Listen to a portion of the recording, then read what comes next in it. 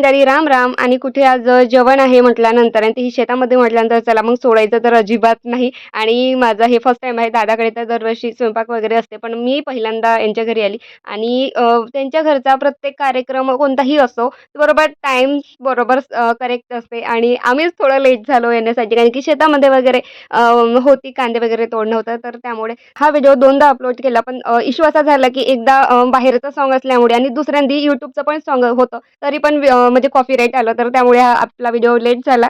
तर इकडे आधी पुरुष मंडळीची पंगत बसली, तर आम्ही लोकांनी वाढणं केली आणि त्यानंतर आमची पंगत बसली. आमच्या पंक्तीचं वाढणं त्यांनी केलं आणि त्यानंतर इकडे छान असे फोटो वगैरे काढणं चालू होते. आणि लहान मुलं बघा, जिथे कार्यक्रमात लहान मुलं नाहीये, तिथे कार्यक्रमाला मजाच नसते. तसे आपल्या आपल्या या कार्यक्रमामध्ये तरी 4-5 जण मुलं होतीच.